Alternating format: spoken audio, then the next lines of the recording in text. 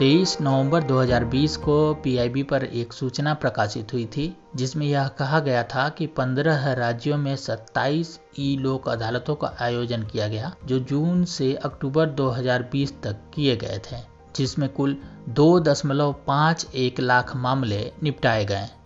भारत जैसे देश में जहां 3 करोड़ से भी अधिक मामले कोर्ट में लंबित हों, वहां पे इस तरीके का प्रयास बेहद सराहनीय है। तो आइए आज हम इन्हीं लोक अदालतों के बारे में देखेंगे कि यह किस प्रकार कार्य करती हैं और इनकी पृष्ठभूमि क्या है। दरअसल लोक अदालत का अर्थ है लोगों का न्यायालय। यह एक ऐसा मंच है जहां विवादों को आपसी सहमति से निपटाया जाता है। लोक अदालत विवादों को निपटाने का वैकल्पिक साधन है। इसके गठन का आधार 1976 के 42वें संविधान संशोधन में दिखाई देता है, जिसके तहत अनुच्छेद 39A को जोड़ा गया था। अनुच्छेद 39A समान न्याय और निशुल्क विधिक सहायता की बात करता है। लोक अदालत बनाने के कारणों में जनसंख्या का एक बड़ा हिस्सा गरीबी एवं वंचनाओं में है। मौजूदा न्यायिक प्रक्रिया का जटिल, खर्चीला एवं अत्यधिक लंबा होना, जिसकी वजह से न्याय पाने में अनेक समस्याओं का सामना करना पड़ता है। उपर्युक्त समस्याओं को ध्यान में रखते हुए विधिक सेवा प्राधिकरण अधिनियम 1987 पारित किया गया। यह अधिनियम 9 नवंबर 1995 को लागू हुआ और स्थायी लोक अदालतें गठित हुई। लोक अदालतों में जाने के 2 तरीके हैं। पहला, न्यायालय में पहले से लंबित मामलों की दशा में कोर्ट की अनुमति से लोक अदालत जाया जा सकता है।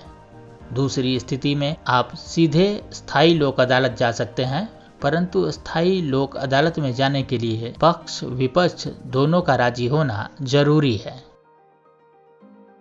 लोक अदालत के समक्ष आपसी तालमेल से हल न हो पाने वाले संगीन आपराधिक मामलों के अलावा सभी प्रकार के मामले ले जाए जा सकते हैं, जिसमें वैवाहिक मामले, सिविल मामले, पेंशन और अन्य सेवा संबंधी मामले, रेलवे मुआवजा, श्रम विवाद, भूमि अधिग्रहण मामले, मनरेगा से जुड़े मामले, बिजली और पानी से जुड़े मामले इत्यादि हैं।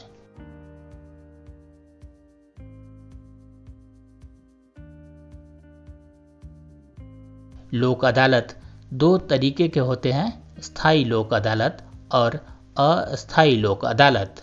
अस्थायी लोक अदालत में मामला सीधे अदालत में दाखिल कर सकते हैं, जबकि अस्थायी लोक अदालत में मामला कोर्ट की अनुमति के बगैर नहीं जा सकता।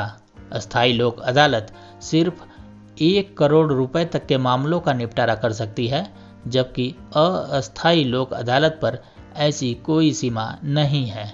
स्थायी लोक अदालत में आपसी बातचीत से सहमति न बनने के बावजूद लोक अदालत अपना निर्णय सुना सकती है, जो दोनों पक्षों पर बाध्य होगा।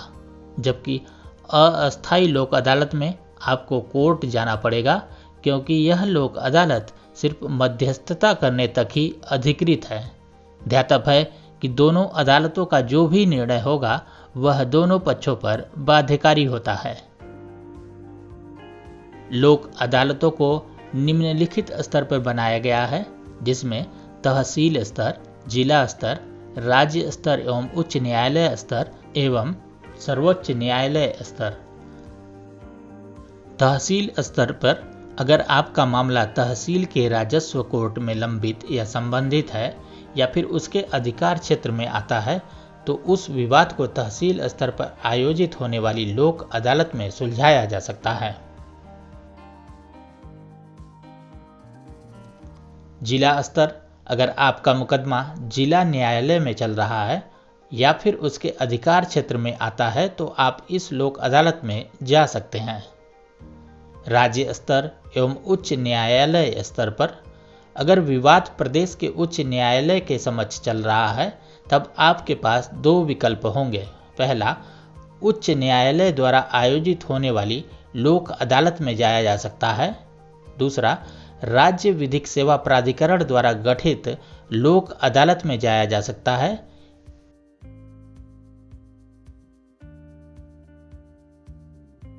सर्वोच्च न्यायालय स्तर पर सर्वोच्च न्यायालय के परिसर में भी लोक अदालतों का आयोजन समय समय पर किया जाता है, जहां सर्वोच्च न्यायालय की अनुमति से मध्यस्थता के द्वारा विवादों का निपटारा किया जाता है। राष्ट्रीय लोक अदालत राष्ट्रीय स्तर की लोक अदालतें पूरे देश में नियमित अंतराल पर आयोजित की जाती हैं।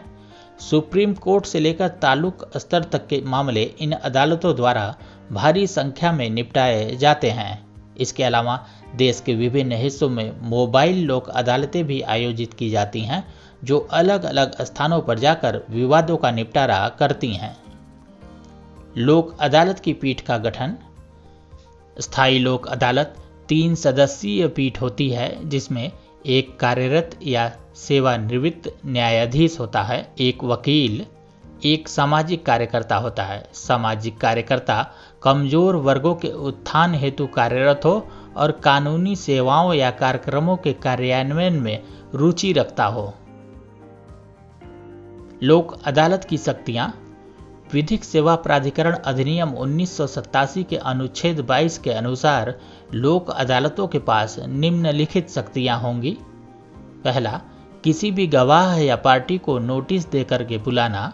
दूसरा, किसी भी दस्तावेज को किसी न्यायालय या कार्यालय से मंगवाना एवं उसकी जांच करना।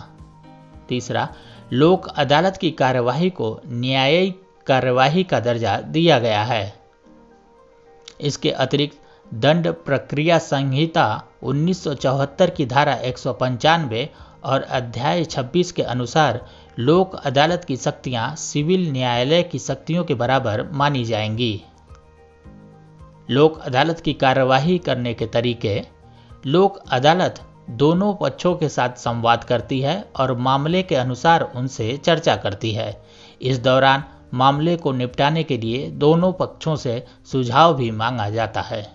जब अदालत को लगता है कि विवाद का निपटारा दोनों पक्षों द्वारा स्वीकार्य हो सकता है, तब दोनों पक्षों को सूचित किया जाता है।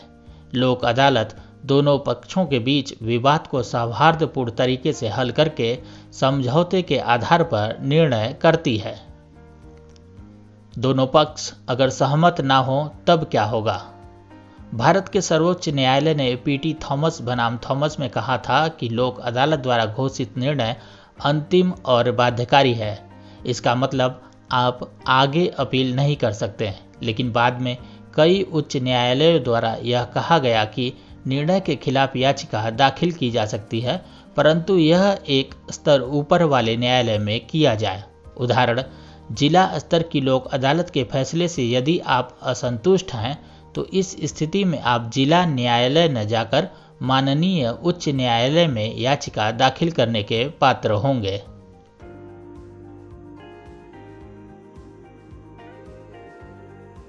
लोक अदालतों के लाभ।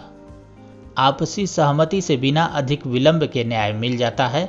साथ ही भविष्य में पुनः विवाद की संभावना भी लगभग समाप्त हो जाती है। बिना किसी खर्च के न्याय संभव होता है। पूरे देश में 3 करोड़ से भी अधिक मामले न्यायालयों में विचाराधीन हैं। ऐसे में समय से न्याय मिलना लगभग असंभव है। ऐसे में त्वरित एवं निःशुल्क न्याय दिलाने के लिए लोक अदालत का विकल्प बहुत ही कारगर साबित हुआ है। आपको हमारा यह वीडियो कैसा लगा हमें कमेंट बॉक्स में ज़रूर बताएं। यदि कोई सुझाव हो तो हमारे साथ साझा कर सकते हैं। धन्यवाद।